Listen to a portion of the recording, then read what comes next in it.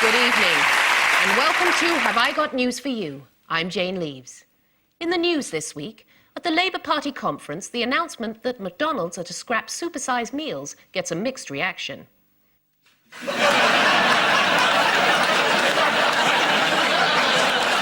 In Kashmir, as training continues at a rebel camp, recruits refuse to let the shortage of guns get them down.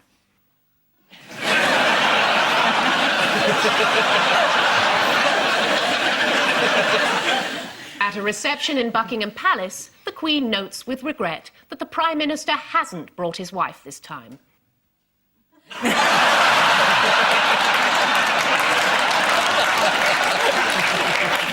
With Paul Merton tonight, a comedian who once said, "I look forward to the day when people younger than me slag me off as an old fart from the BBC."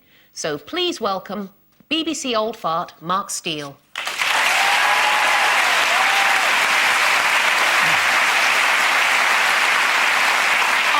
Hislop's team is a current affairs presenter whose on-screen colleague, according to the papers, leers over her so much that he might fall down her cleavage. He probably fancies her, but he's too scared to tell her. I bet they end up getting married. Please welcome Daisy Sampson.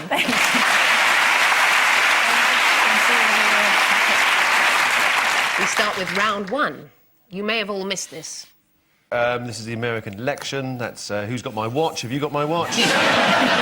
Just reading the Bible, checking if there's anything he's missed. Yes. So this is the American election, isn't it? This, Which was Bush is thrilled. This is the first time he's actually won an election, so he's... It's a new experience for him, isn't it? Yeah. Very touching, that phone call at the end. Osama bin Laden ringing up saying, "Well done." Hope the video helped, you know. One of the things Bush said about the video, he was saying, but it was professionally made. I thought, well, of course it was professionally made. He's the head of this international net. He's not going to make one where he gets his beard caught in a mangle and he sends it off to Jeremy Beadle. What are you talking about? How could he have lost? And it's because Kerry was so stiff. And even his concession speech was all, well, I hope there's unity for the American people. Why didn't he go out and go, what have you done? He's mental! Did you stay up all night? I did stay up. It was miserable. I know it was wrong, but it was a stupid thing to do, but I did stay up till... And at which point did you know it turned over? Well, I didn't turn over. I didn't think, well, it's 4:15, there's bound to be something on Cartoon Network. Find something more interesting. I thought you were on most of the night. Exactly. I was at the American Embassy all night. I bet if you see Bush and Rumsfeld now, though, they must think they can get away with anything. There'll be, like, couples with holiday brochures going, oh, where shall we invade next? Cuba looks nice. We haven't been there for a while. France. Did anyone see any of the alleged dirty tricks that have been taking place in the various swing states? There was a leaflet distributed in Ohio saying that due to a timetable alteration, anyone intending to vote Democratic should leave it till Wednesday. Can anyone tell me what was unusual about the way a gentleman called Leroy Chow voted this week? Oh, he was in space, wasn't he? That's exactly right. He voted via email. And do we know how he voted? Via email. No.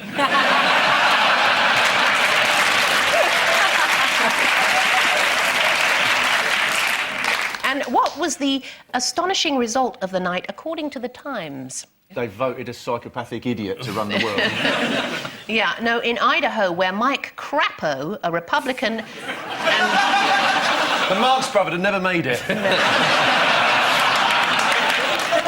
What did you say his name was? His name is Mike Crapo. Well, you can't accuse them of being dishonest, No. can you?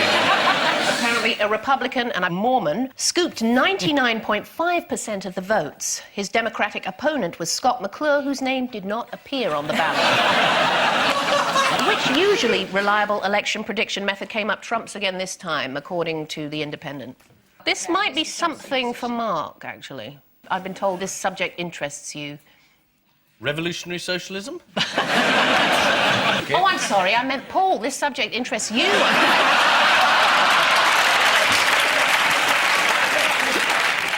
I think it's going rather well, yes, it was. Yeah. I've no idea. It's the pet-ometer. The theory is the candidate with the most pets wins, and I've been told you like animals, so... Well, strictly speaking, the court case hasn't come up yet. Yeah, Theodore Roosevelt had 34, JFK 29, Yep. Kerry 2, and Bush 3. A cat, a dog, and a long-horned cow called Ophelia.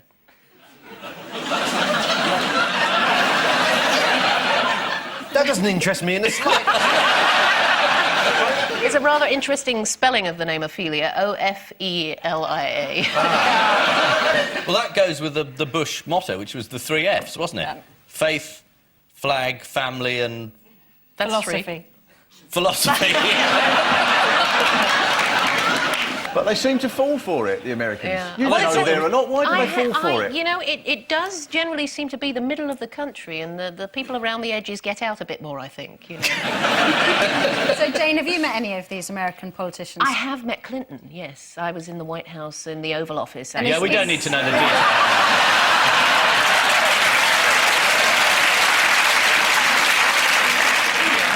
Bumper stickers were once again a big issue in the campaign. You could take your pick of hamsters for Kerry. Don't be a girly man, vote Republican. Or lick Bush. My personal favourite was a T-shirt with a naked woman with a shaved nether regions that read, read my lips, no Bush in 2005. On the show. Of course, during the campaign, the various Bushisms caught on camera have been endlessly replayed. Obviously, there's no need to play them again. But, hey, what the hell? I don't think we need to be subliminal about the differences. I don't think there's a plot to try to put subliminal messages in people's minds. Prisons like Abu Ghraib. Don't misunderestimate me. Don't And who could forget this? Our enemies are innovative and resourceful, and so are we. They never stop thinking about new ways to harm our country and our people, and neither do we.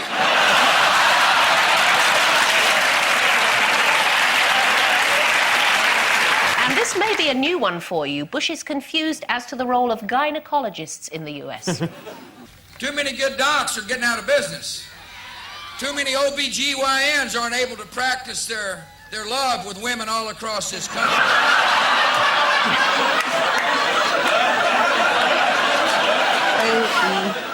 Either I'm getting cleverer or the world is getting stupider. So are these played in America then? These Oh, are played constantly, all the time constantly, in America, yeah. and people go, yeah, he's a man. Yeah. They'd be better off with Bagpuss, to be honest, wouldn't they? Bagpuss would have done better. wouldn't he? Bagpuss would have been Would great. have carried Ohio. I don't get it. When the Bin Laden video came out, I thought you'd look at that and you'd think, oh my God, he's still alive. We'd better get someone who can get rid of him. But in America, they thought, look, Bin Laden's still around. Let's get the guy who didn't get him again. But according to Michael Moore, the Bin Laden family and the Bush family have big political connections going way back over oil and stuff, don't they? So, I mean, you know, Bin Laden knows that Bush isn't trying to catch him. And they need each other. Yeah. You've got to have a madman on both sides. It's like two Ronnies. Yeah. So it's holy jihad from me. Also, okay, have you seen how one side of his mouth goes down and one side of his mouth goes up? And the body language experts say that that's why he wins elections, because he appeals to absolutely everybody at the same time. That's genuine. People who like guys who smile, people who like guys who People frown. who like a serious guy and a cheerful guy. The Democrats should have put up a gurner. They can have Gordon Brown. And in the interest of balance, let's... Forget balance. Yes, Too let's late. not forget the soundbite that probably lost it all for Kerry. I'm John Kerry, and I'm reporting for duty. Dismiss. This is, of course, the American election. If anyone's wondering how the American people can be so stupid as to vote for Bush again, remember this is a country that believes Daphne's brother comes from Manchester. According to the Daily Mail, the BBC sent 188 staff to cover the American elections. I can't believe that the BBC would spend money flying people all the way across the Atlantic just for a television programme.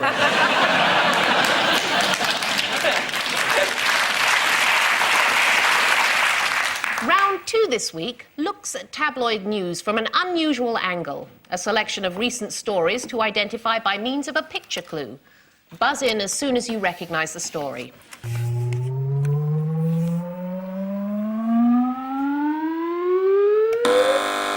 It's Spam.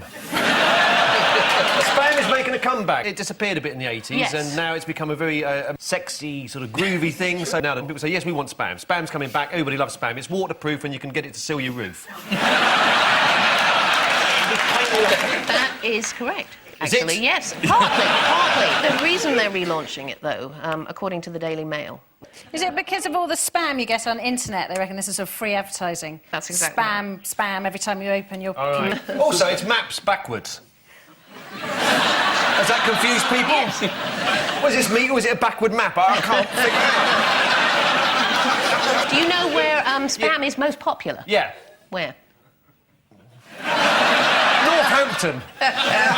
No, it's actually the Pacific island of Guam, where each person eats 16 cans a day. Really? It's got strong teeth. 16 cans, yes. Is it popular in the UK? Very popular. What, since you left? We eat nothing else nowadays. There is, in fact, a Spam fan club with 2,500 members. Suspiciously round figure. Yes. And what is the highlight of the year for the UK Spam Club? Meeting people, going out of the house. It's actually the Spammy Awards, of course. Yes, and do you want to hear about this year's winner? Yes, please. Yes. It's Yorman Odence was awarded Spam Chef of the Year for what? Cooking spam? Spam wonton and cutlet of spam. The Express declared, the American wartime food is back. And with Bush back in the White House, so is American wartime. The Independent helpfully printed some recipes for its readers, including spam in the hole. Presumably, the full recipe reads, dig hole in garden, bury tin of spam. Next picture.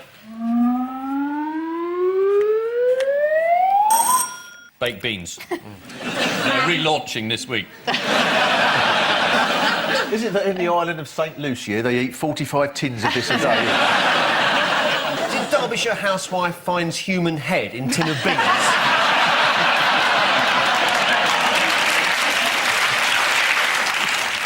This is from university students who haven't got their grant, hasn't come through. Yes. And they've been paid off in tins of beans. You haven't got any money, have these beans. There's a bit of spam around the back if you're interested. Yes, these are students from Aberystwyth University. And will the local traders accept beans in lieu of money? How else are students being needled this week? Are they injecting spam straight into their system? Too lazy to chew it, they're just straight in. Mainlining some spam. No. As they watch Countdown, Yeah.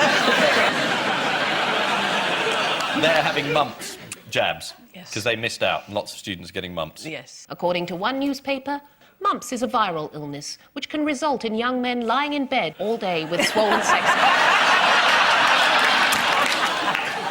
They're students, right? Next Mumps for picture. most of the 1980s, mate. Just that you didn't know what to call it. All right, next picture.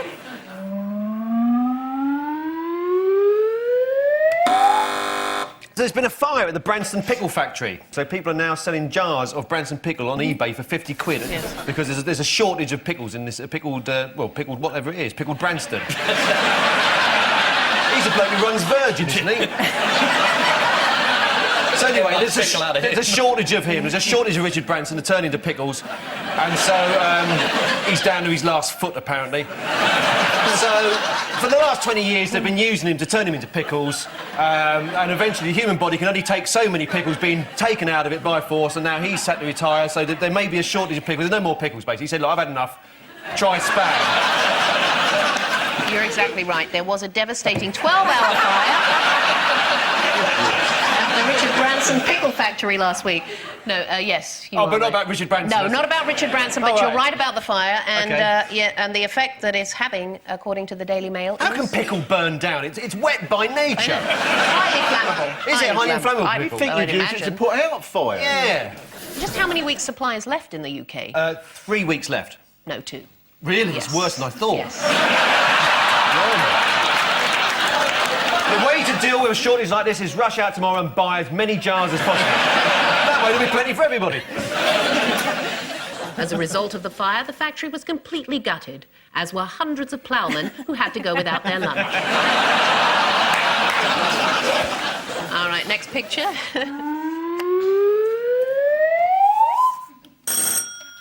That's the Japanese spam advertising campaign. Spams, are you ready, darling?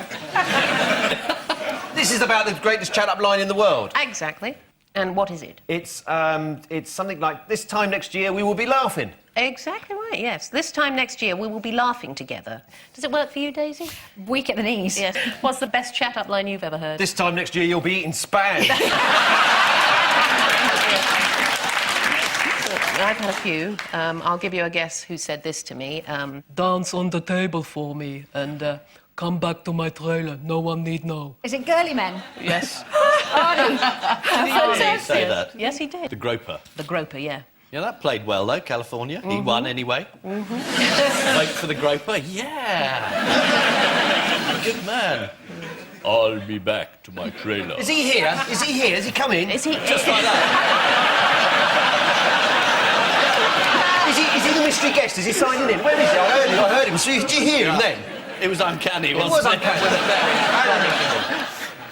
The ultimate chat-up line has been developed by a panel of experts in Japan. If the chat-up line is successful, the next decision is what to do on the first date.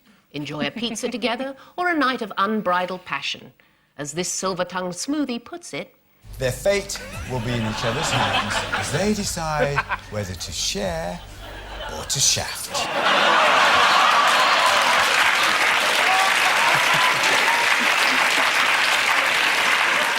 According to a survey out this week, one thing that does make a man appear sexier is the ability to speak a foreign language. Apparently, a second tongue makes you more attractive to women. Yes, I can see how that might work.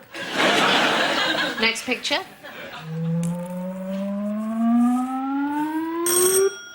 That's the Queen. We get a point for that. Yeah. Going, oh no, I've forgotten my crown. And where is she? Is she In Germany? She's in Germany, yes. And Going she- back to her roots. And do you know where the Queen has been staying whilst in Germany? Yes, in the Führerbunker.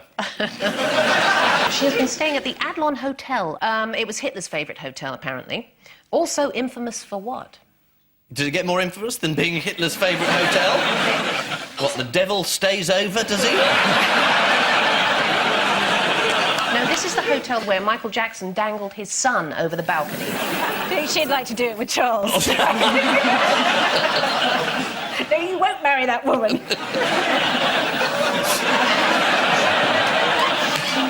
You know, with Michael Jackson, there's something people haven't thought about, is the impact that his case has had on other paedophiles that live Hang on a near second. him. Can I just stop you legally when you say Michael Jackson and then you say other paedophiles?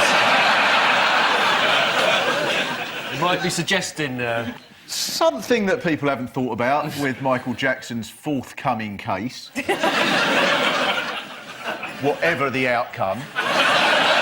He's a paedophile, did you know?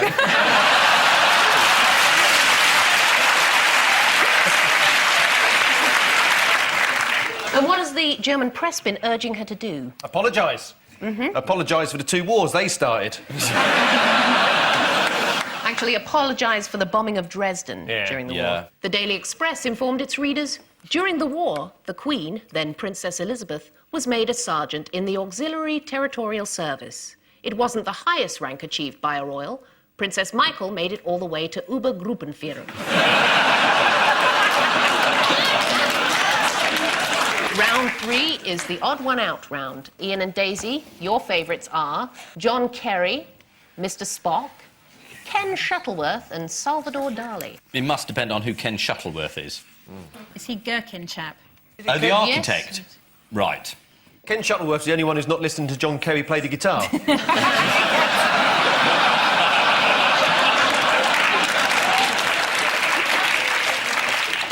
Yeah, Ken Shuttleworth, there was a piece about how he'd been airbrushed out of a photo or moved in a photo. And Kerry was in those Jane Fonda photos and then wasn't.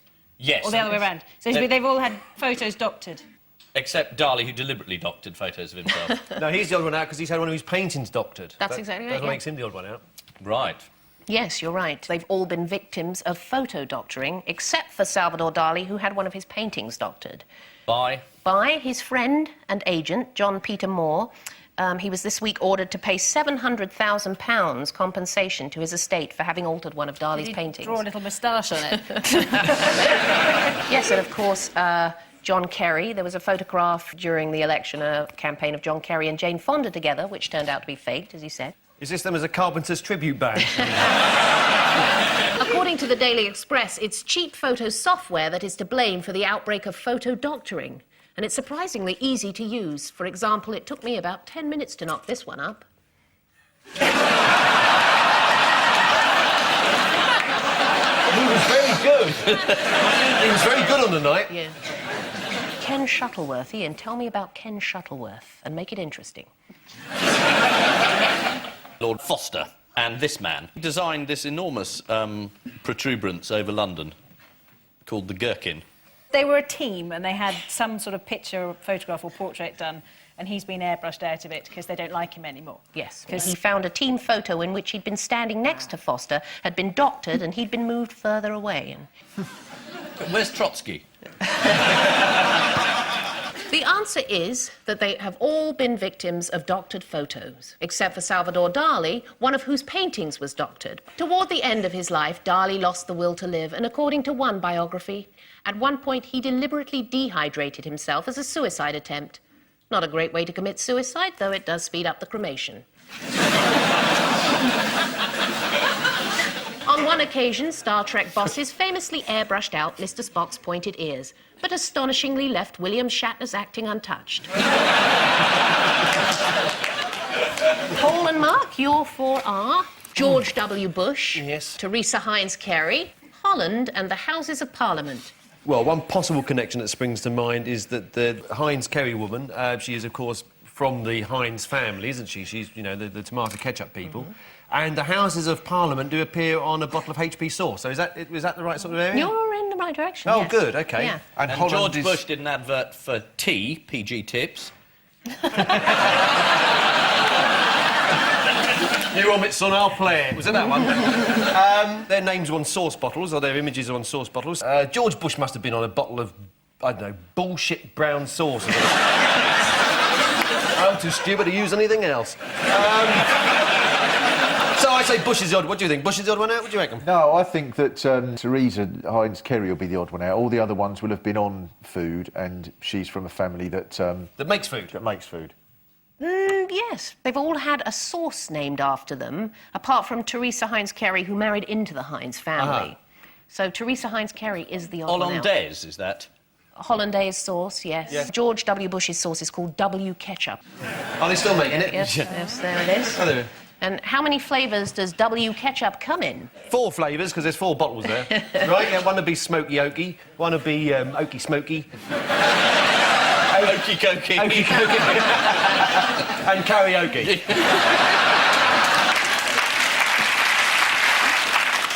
No, W ketchup comes in one flavour, American.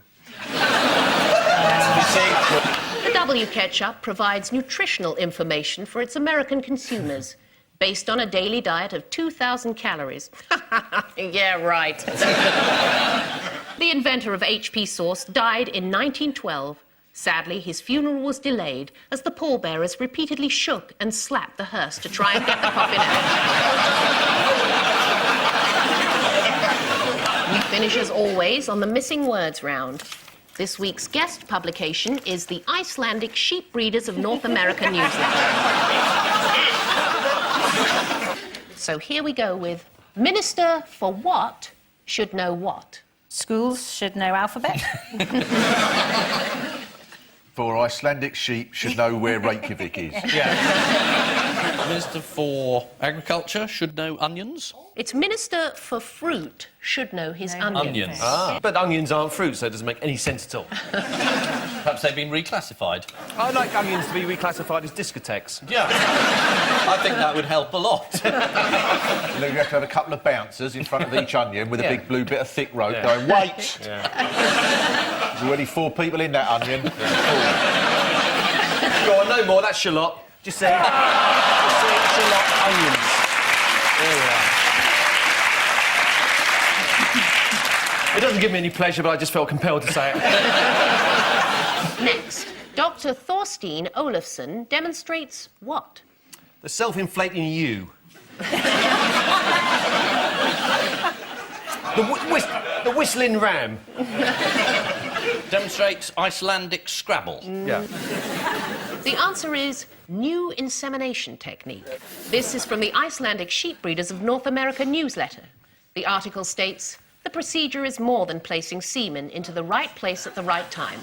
The occasional bunch of flowers would be nice too. And finally, what is a hideous way to lose sheep?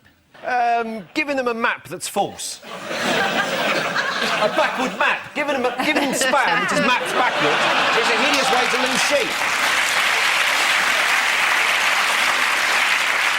Trapped in a pickle factory overnight, the flames licking around his nether quarters. Blindfolding them and putting them in the back of a car and then letting them out and they don't know where they are. And then the police have to come and they say, well, I heard a church bell near a railway station, and then they piece out where it was. The actual answer is bloat. Well, that's just ridiculous. So, the final scores are Paul and Mark, you have 8. Ian and Daisy, 9. Hey! Well, it's a win. I told you I'd win with you.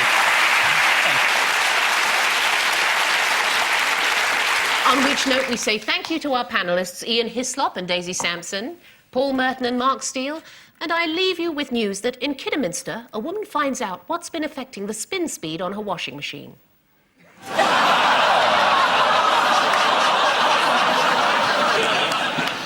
In Cape Town, a suspect in a major case catches sight of his prospective cellmate in the shower.